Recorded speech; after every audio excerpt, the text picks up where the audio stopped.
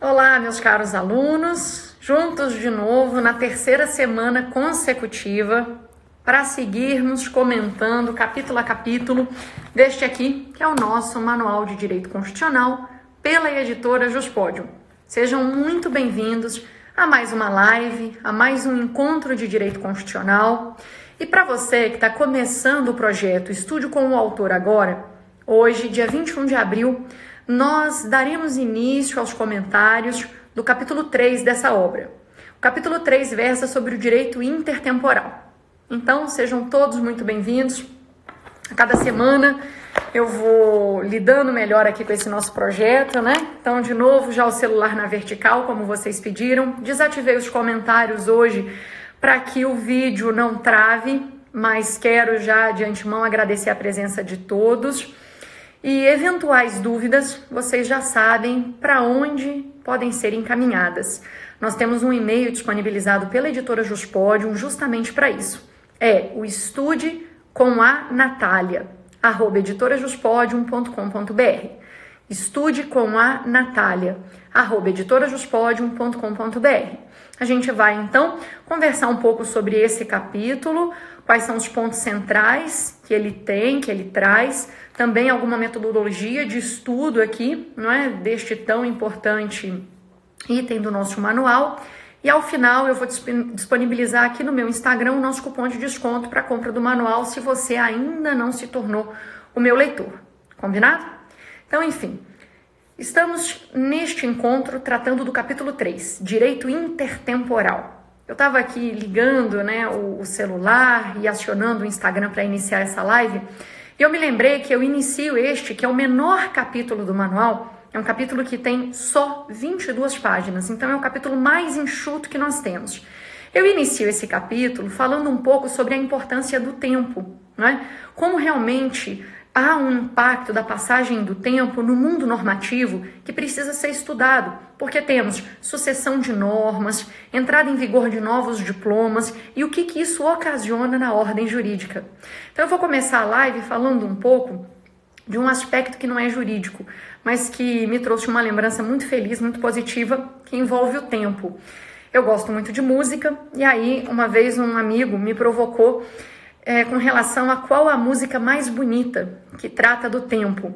Eu não me lembro qual foi a nossa conclusão e se pensávamos da mesma forma, mas eu sei que 3 ficaram assim disparadamente nas nossas listas ali de preferência, e eu vou listar essas 3 e fica como recomendação para quem nesse feriado tiver um tempo acompanhá-las depois. Então, 3 músicas sobre o tempo que eu gosto muito.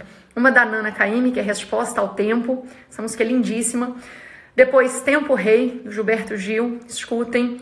E depois Oração ao Tempo, da Maria Gadu, tá bom? Então, como esse capítulo versa sobre o tempo e o impacto dele na sucessão das normas e o que isso vai trazer para o ordenamento jurídico, minha primeira recomendação é não jurídica. Escute essas 3 músicas: Resposta ao Tempo, da Nana Caymmi, Oração ao Tempo, da Maria Gadu, e Tempo Rei, do Gilberto Gil. Depois você me conta qual é a sua favorita, a sua predileta. Bom, selecionei aqui para comentar alguns pontos sobre esse capítulo. Eu já disse que é o menor capítulo do manual, só com 22 páginas.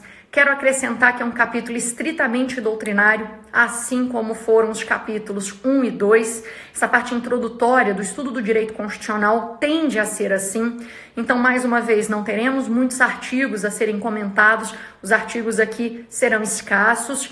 Manifestações do Supremo, também só para corroborar posicionamentos doutrinários. O que nós teremos como estudo central aqui no estudo do capítulo 3 desse livro? De novo, conceitos doutrinários. E como é um capítulo sobre direito intertemporal, são 6 os fenômenos jurídicos que vão se apresentar aqui, que você tem que conhecer. Então, ao final da leitura desse capítulo, você tem que ser capaz de me explicar o que é a revogação. Esse é o primeiro fenômeno jurídico que eu vou comentar. Depois, o que é a desconstitucionalização, segundo fenômeno jurídico citado aqui, muito relevante. Em terceiro lugar, a recepção. Em quarto lugar, a repristinação. Em quinto lugar, eu cito o chamado efeito repristinatório, não porque ele seja estudado aqui, ele é apresentado lá na frente no capítulo de controle, mas ele tem uma aproximação com o tema repristinação, daí porque também valeria a pena conhecê-lo desde já. E por último, como sexto fenômeno jurídico importante, encerrando este capítulo, nós temos a recepção material de normas constitucionais. Então, se você não conhece bem esses 6 fenômenos, é sinal de que você não caminha bem no tema direito intertemporal. Você tem que dominar o que é revogação, o que é desconstitucionalização, o que é recepção, o que é repristinação, o que é efeito repristinatório e, finalmente, o que é a recepção material de normas constitucionais. Sendo que este último fenômeno é o mais esquecido pelos alunos, tá? É o mais problemático em prova porque muita gente o confunde com simplesmente a teoria da recepção, o que seria um erro gravíssimo, tá bom? Então vamos lá, vamos começar pensando no seguinte. A leitura dos capítulos anteriores trouxe alguma informação que neste capítulo é essencial para a compreensão dele? Sem dúvida. Estudando os 2 capítulos anteriores, você relembrou que o nosso sistema jurídico é escalonado, é hierarquizado, colocando a Constituição, então, no topo dessa ordem jurídica, como norma que funciona como fundamento de validade de todas as demais. Essa supremacia constitucional é importante para você entender os fenômenos todos que vão ser destacados aqui. Então, é um estudo que você extrai dos capítulos anteriores e traz para o capítulo 3. Lembre-se disso. Pois bem, a gente começa pensando, então, no fenômeno da revogação. Por quê?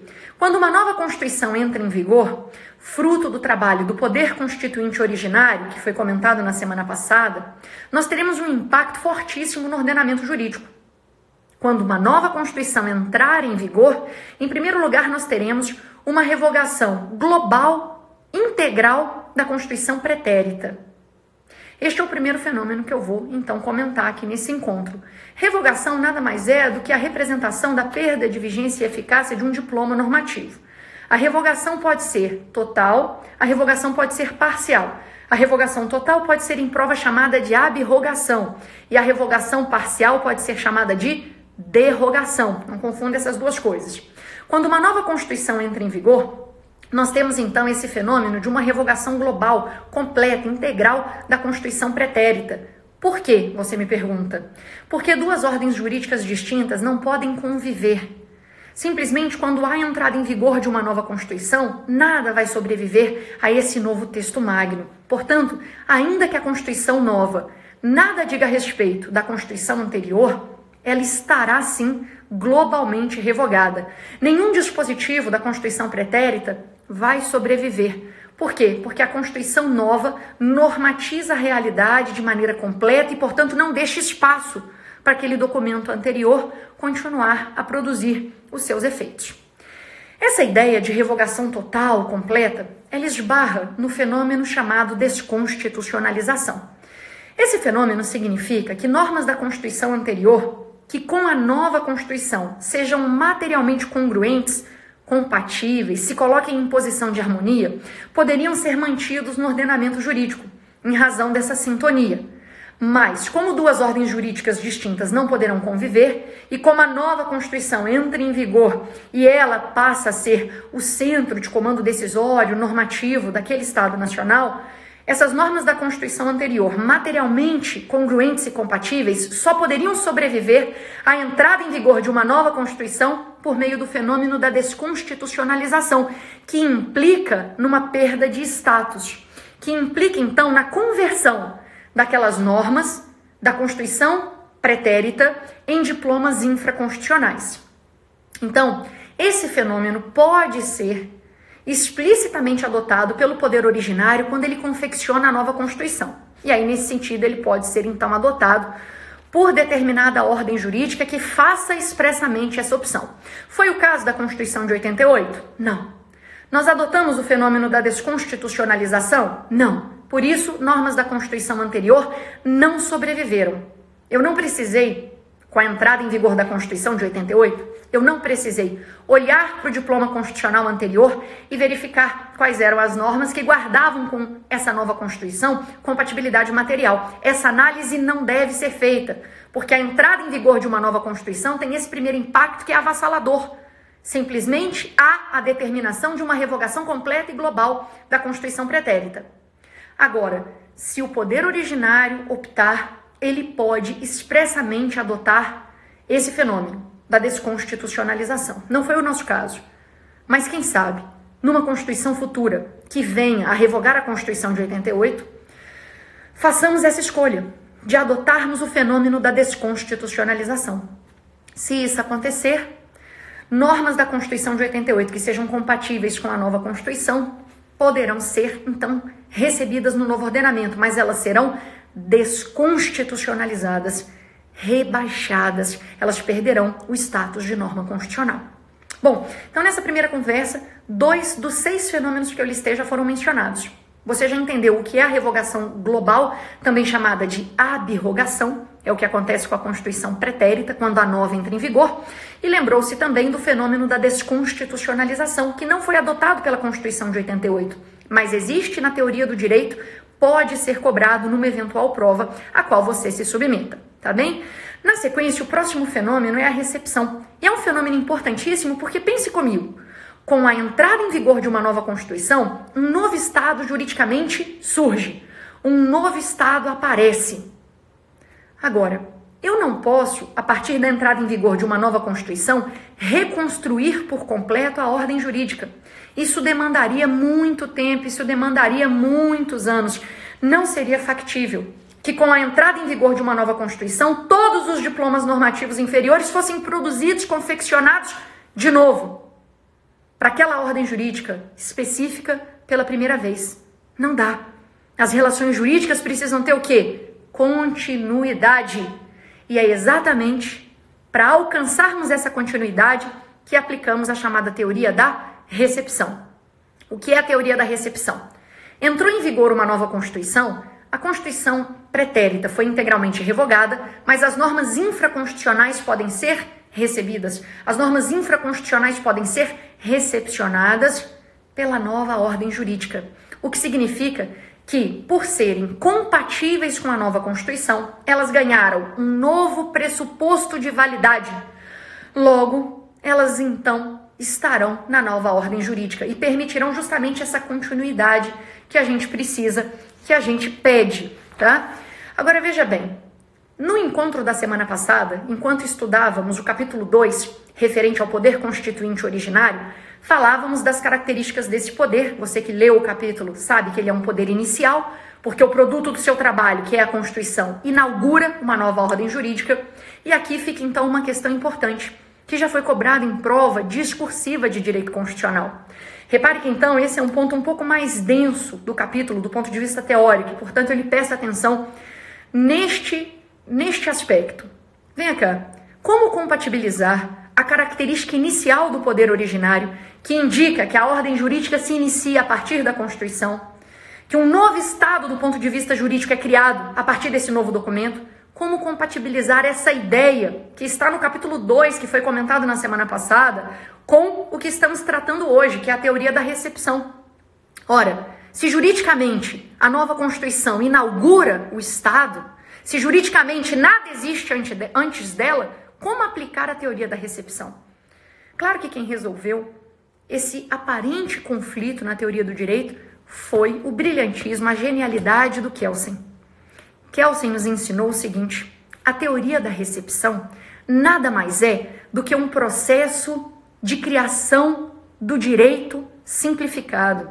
É um processo rápido de criação de normas, é um processo legislativo simplificado. Por quê? Ao aplicarmos a teoria da recepção, isso nos dá a impressão de estarmos aproveitando o direito velho da ordem jurídica anterior. Só que a entrada em vigor de uma nova Constituição traz como implicação central o reinício da ordem jurídica. Tudo se inicia a partir dali. Não existe direito a ser considerado antes dessa Constituição. Então parece que você está recebendo o direito velho da ordem anterior. Mas o que acontece é, as normas do direito anterior, que são materialmente compatíveis com a nova Constituição, ao serem recepcionadas, receberam desse novo documento constitucional um novo pressuposto de validade. Então elas parecem direito velho, mas são direito novo. São direito novo. Mas a norma continua tendo aquele antigo número. O ano dela é anterior, eu sei. Eu sei, essa roupagem dá a aparência de estarmos diante de direito antigo sendo recebido pela nova ordem jurídica. Mas, em verdade, quando você pensa na estrutura do ordenamento que discutimos nas 2 últimas semanas, no escalonamento no ordenamento, da superioridade da norma constitucional, você conclui o quê? Não existe nada no ordenamento jurídico que sobreviva se não for harmônico com a Constituição que está em vigor e dela retirar o quê? Seu fundamento de validade. Portanto, a teoria da recepção parece ser uma teoria que aproveita direito antigo, que aproveita direito velho, mas em verdade ela é um processo rápido de criação de direito novo. A norma permanece com aquela mesma roupagem, aquele mesmo número anterior, aquele ano anterior, mas é norma nova, porque recebeu da nova Constituição um novo pressuposto de validade. Então é assim que eu compatibilizo essas 2 características que, retiradas do capítulo anterior e desse, poderiam lhe parecer, num primeiro momento, incongruentes. O poder originário é inicial, com a Constituição eu inauguro uma nova ordem jurídica e eu aplico a teoria da recepção para manter a continuidade das relações sociais, e a recepção não afeta essa característica do poder originário, porque ao recepcionar, estou criando direito novo. Continuando. A recepção é normalmente tácita. Algumas constituições nossas, no passado, já estipularam recepção expressa, determinando a recepção de certos diplomas. As nossas 2 primeiras constituições republicanas fizeram isso, a de 1891 e a de 1934. Mas a Constituição de 88, assim como as demais, adotou a teoria da recepção tácita. A gente considera que as normas anteriores estão recepcionadas, mas é claro que, eventualmente, essa recepção pode vir a ser discutida no Supremo Tribunal Federal. Nunca numa ação direta de inconstitucionalidade, mas sim numa arguição de descumprimento de preceito fundamental, tá bem? E aí alguns pontos específicos sobre a recepção que chamam minha atenção. Em primeiro lugar, a compatibilidade que eu devo avaliar para determinar se um certo diploma foi ou não recepcionado é a compatibilidade de conteúdo, é a compatibilidade material. Eventual incompatibilidade de forma não será obstáculo para a teoria da recepção ser aplicada. Ou seja, se formalmente o diploma está em desarmonia com a Constituição, isso não será um impeditivo para aplicarmos a teoria da recepção se o conteúdo for harmônico com a Constituição. Eu exemplifico. O seu Código Penal, que está hoje em vigor, foi votado na década de 40. Quando ele foi votado, ele nada mais era do que um decreto-lei. Decreto-lei 2848. A forma decreto-lei não mais existe. A forma decreto-lei foi substituída pela Constituição de 88 pela malfadada medida provisória. Então, nós não temos mais a forma decreto-lei. Ainda assim, o decreto-lei 2848, que é o seu Código Penal, foi recepcionado porque ele guardava compatibilidade material com a Constituição. Outro exemplo interessante envolve o CTN, o Código Tributário Nacional, que quando foi votado na década de 60, foi votado como lei ordinária, sendo que as constituições subsequentes exigiram que a matéria tributária fosse regulamentada por lei complementar.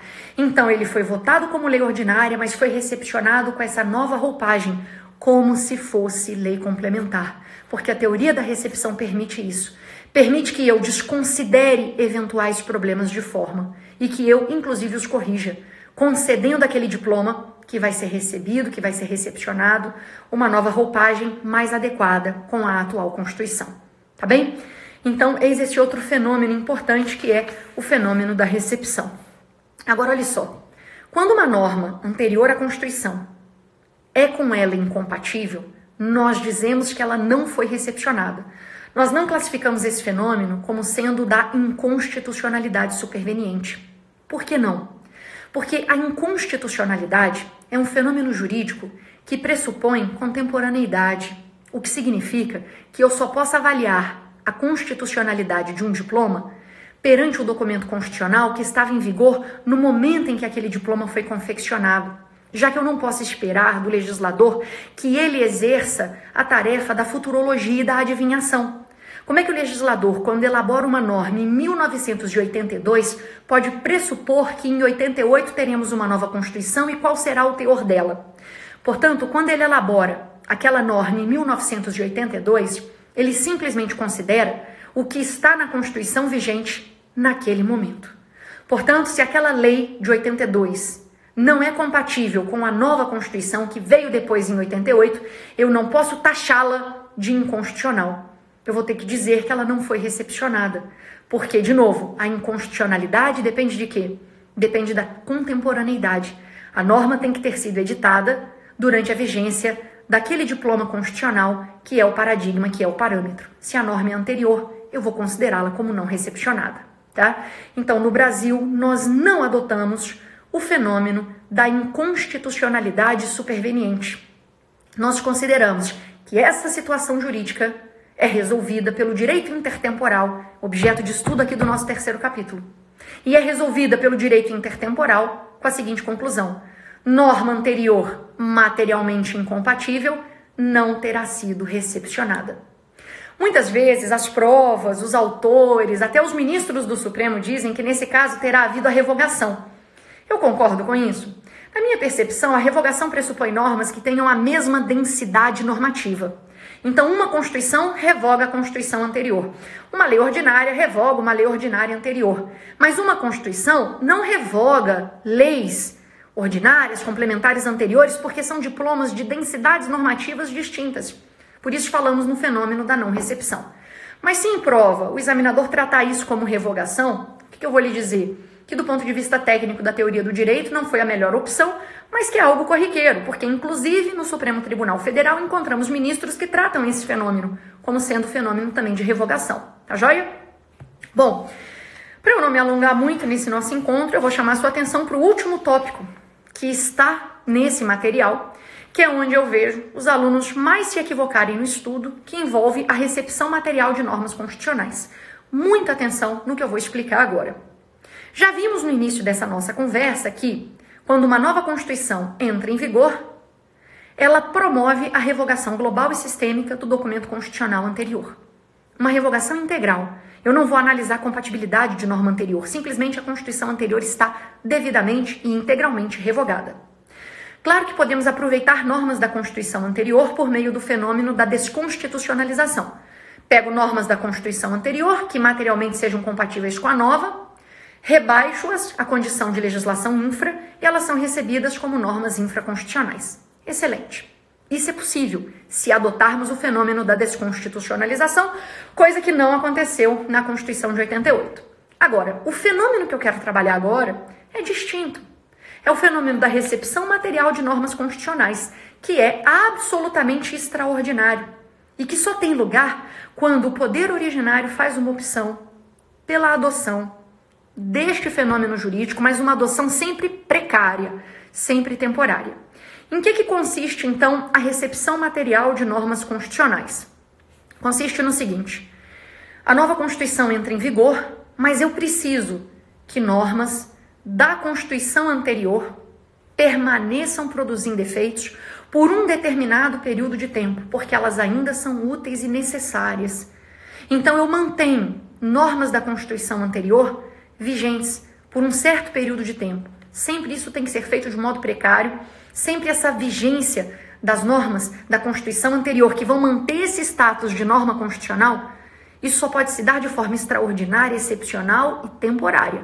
Tem que ser uma determinação precária. Por quê? Porque o poder originário entende que isso é necessário, que isso é útil. Para exemplificar o fenômeno da recepção material de normas constitucionais, eu vou citar o artigo 34 do ADCT, caput e parágrafo 1º.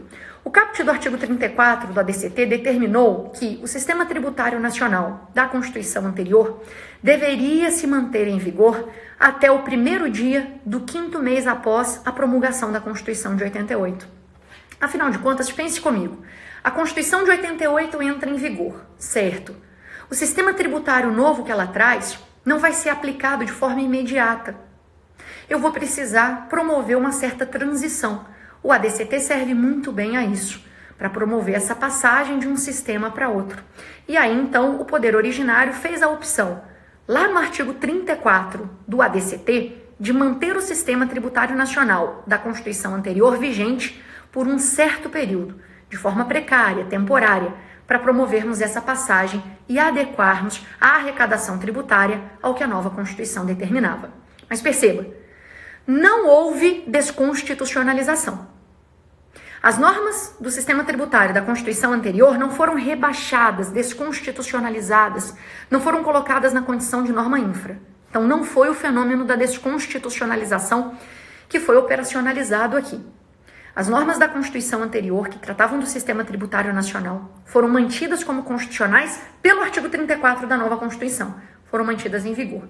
Então, rapidamente as recepcionamos, utilizamos enquanto foi possível, enquanto foi necessário, e na sequência, no primeiro dia do 5º mês após a promulgação da Constituição de 88, que se deu em outubro, né?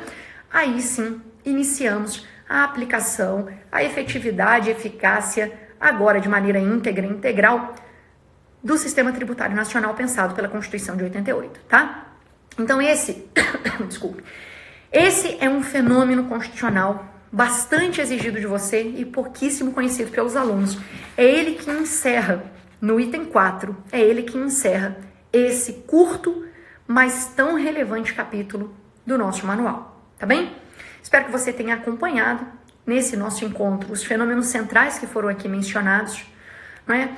E eu relatei aqui os pontos centrais, perceba que são todos doutrinários, não há basicamente artigos a serem estudados, nem manifestações do Supremo a serem comentadas, salvo uma ou outra opção, como por exemplo, o Supremo prefere tratar como não recepção a incompatibilidade material de normas anteriores do que tratar como inconstitucionalidade superveniente. Isso é uma escolha da nossa jurisdição constitucional.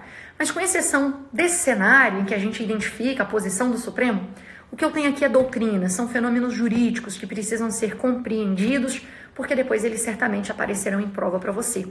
Só para ilustrar, eu coloquei, tá no Instagram aqui, nos stories, se você ainda não viu, dois itens de questões do CESP de 2020 que cobraram esses fenômenos que foram aqui comentados, porque são objeto do capítulo 3 do nosso livro. Se você errou essas questões, é sinal de que você deve se debruçar nessas 20 e poucas páginas aqui do capítulo 3º, porque isso vai fazer a diferença nos seus estudos, tá bem? Então, esse é um capítulo que não recebe o influxo das mudanças, da dinâmica social. Então, estudá-lo e aprender muito bem o que é revogação, o que é recepção, o que é repristinação, o que é recepção material de normas constitucionais, é algo que vale a pena, porque você vai estudar e não vai ter que renovar esse estudo com relação a novidades que eventualmente surjam, porque simplesmente elas não vão aparecer, tá bem? Então, bons estudos para você. Eu vou divulgar agora nos stories do Instagram o cupom de desconto desse livro de novo. Ele só fica disponível até às 14 horas. Então, se você ainda não faz parte desse nosso grupo de estudos de autora e leitores do Manual do Direito Constitucional, torne-se membro, compre o livro com o cupom de desconto que eu vou disponibilizar agora. E na próxima semana, na terça-feira, nesse mesmo horário, às 12 horas, estamos juntos de novo. Mas agora, o objeto de estudo vai ser um pouquinho mais estressante e complexo. O capítulo 4 é um capítulo extenso, um capítulo difícil.